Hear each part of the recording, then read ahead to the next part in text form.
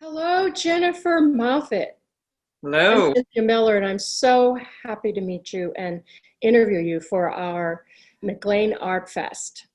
So, let me start with kind of a broad question because I know your background, so I'm really, and it's so just wild and crazy, and that you've got left arm, left side, and right side of your brain coming together for this beautiful art.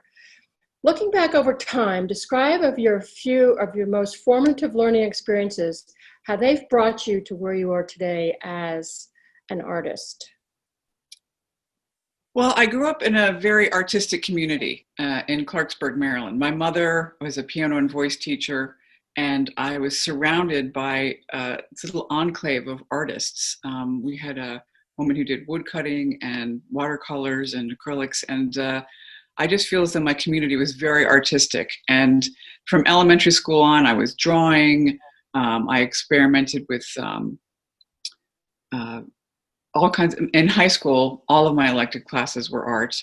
I took um, videography in college. My honors degree for my senior project in college, instead of being a paper, I was given permission to do a video, which is the first time that had ever been done. And so I've tried, and then in my professional life, I started out as a photography assistant. So I've tried a number of different artistic medium, and then I got into my career, and you sort of follow your strengths, and I followed my strength of management of creative departments, but I missed making my own art.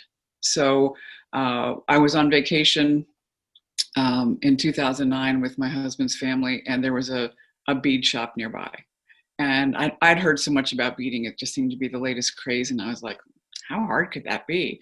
So I hadn't been able to find a pink necklace to my liking, and I'm like, well, let me just check out the shop. And I went into that store and looked around, and I feel as though I had been plugged in after being unplugged for years. I felt Oh, an electricity going through me. whoa.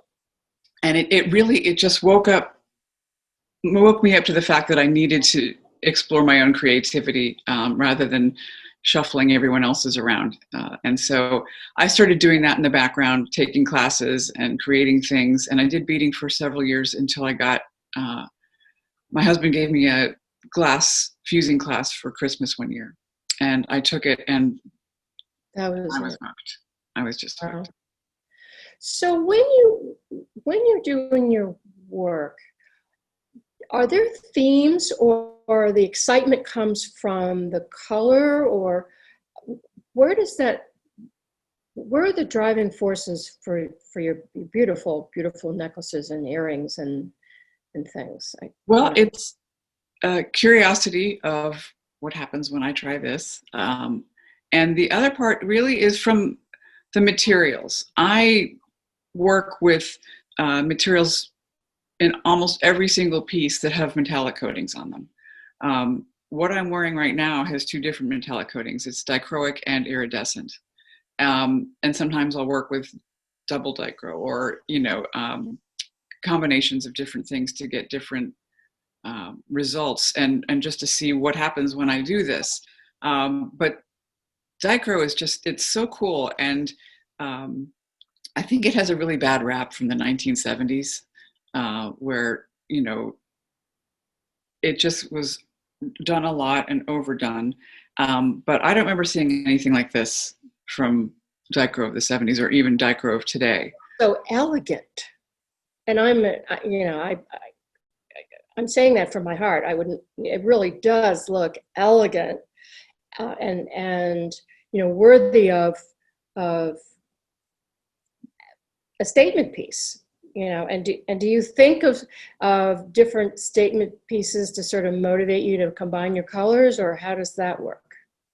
Well, I find that in testing the materials, that certain colors work better than others when I'm trying to put things together, and also certain colors bring people into the booth more often. I find that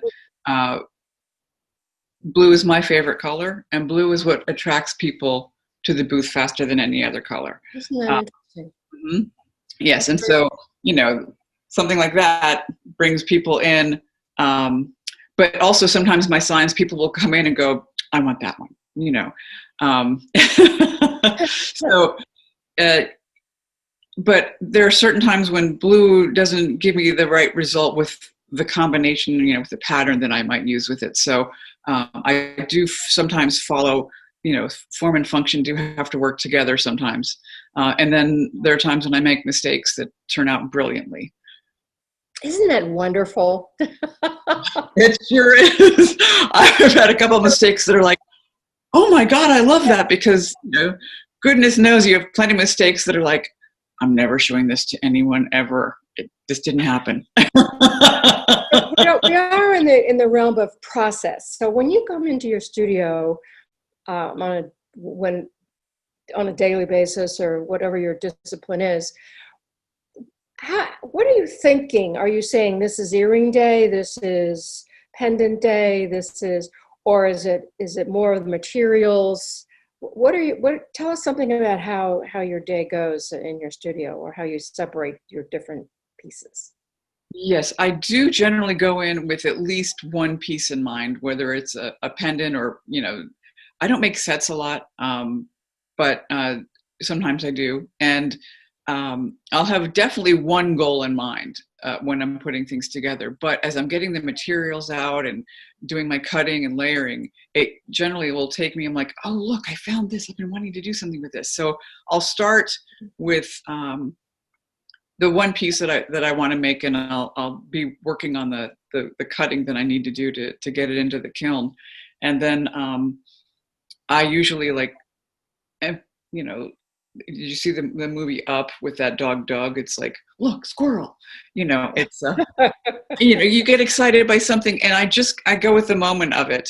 But I always sort of start with, you know, in my last batch, I love, it's Christmas every time I open the kiln after doing a batch and seeing how things turned out, the good, the bad, and the ugly. And so I will make notes to myself of, okay, this didn't turn out quite how I wanted it to be, so I'm going to try it, you know, either a little bit larger or smaller, or it's I've got too many square pieces, I want to mix it up, or how would this look, you know, if with fuchsia instead of just pink, you know. So each new batch inspires where I want to go with the next one, and also what my clients buy, and, you know, custom orders. Yeah, you must have been reading my mind. So custom orders are definitely an option with you. People may bring in something that they want the earrings to match, or something along that line. Yes, in fact, all of my rings are custom because I have to make have to use the ring that's to the size. So every ring that I sell is custom. So you could just sort of like say, I want, you know, something similar to this, and then I'll work with you on how I can make it, because it has to work within a certain size. So, you know, I couldn't make this in a ring unless you want, you know, because this can't be made a lot smaller. Yeah. And I do custom bracelets and things like that. And really anything can be custom, including cufflinks. Whoa. All right. That's great. So I noticed that you're heavily involved in a professional organization. And I'm sorry, I don't have the name of it on top of my head. If you would help me a little bit. Absolutely. It's the NCAGG, which is the National, now I'm going to fumble. National Capital Art Glass Guild, and I am the president. There we go. Okay. Embarrassing stuff. How do you see the professional associations helping to spread the word in the community to support art? We had this discussion in my previous interview, and I don't care what medium it is. It just seems to me that you get the professional support or personal support, but do you guys talk about, you know, how can we also get people interested in what we do and how we can support ourselves and the community? Yes, that's definitely part of our mission is to involve the community and get them, you know, interested and understanding that we exist, and our goal is to make glass art a real craft, and make us all masters of artisans of the craft. So there are, like, Glen Echo is a place off MacArthur Boulevard in DC, and it has a studio that takes care of all kinds of art, including glass, and they have artists that work on premise, as well as artists and makers in Rockville, and I'm sure a number of other places that I'm not mentioning right now. And we just started our Facebook page. We discovered that it exists, and it had been for years, and it hadn't been active. So we reactivated the Facebook, and you just get involvement, and of course that can now the ripple effect of social media, how that can be. But it's a lot of competition for people's attention span these days. So you do the best you can, and you get the members to help. And that's why we have MPA Artfest. And definitely MPA Artfest, because you're to meet people and get the word out. Yeah. So are there any themes or processes that you've been thinking about jumping into in relation to your current art that you would share with me? Is there something you've been thinking about that I'm sorry, I missed the last part of that question. What would be a challenge for you? Have you been entertaining? It's like, I find you very adventuresome. So are there some processes, or are there some materials that you think that maybe you're ready for that next, that you would share with us? Oh, well, as a matter of fact, I took a silversmithing class that ended the first week in March, before we knew anything about the lockdown. And because I want to elevate, I want to elevate my art. Right. I want to, get in the best shows that I can get into. And, what artist doesn't want to get better, faster, stronger all the time? And I'd like to try framing some of my pendants and things in, silver, copper, things like that. I've seen some artists do it with it just is a whole different level of elegance and work, craftsmanship. And so Glen Echo also offers those classes, and that's one of the next things on my list to try, is like, how will it work for me? But you just take a class and see how it goes. Level of elegance. Great phrase for you. I can just see that emanating. So listen, is there anything that I haven't asked you that you kind of wish I had and you'd like to share with our MPA audience and beyond? I'm very proud to share that I was the featured artist in the June issue of Handmade Business magazine, which is so that was my first feature article, and that was pretty exciting to be in that.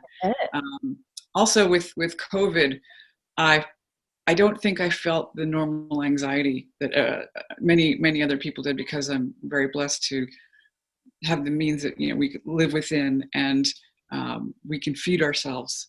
So we give back in those ways.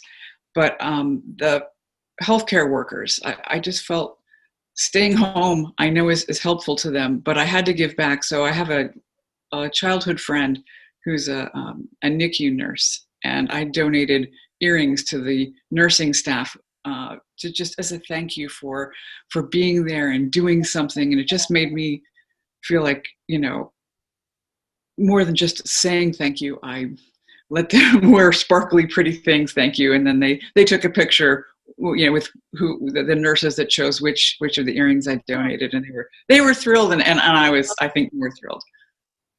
That's great. Well, thank you so much, Jennifer Moffitt. It's been a pleasure to interview with you, and I wish you a great deal of success. Thank you so much. I'm thrilled to be at MPA Artsfest, and I'm looking forward to this being the first of many years.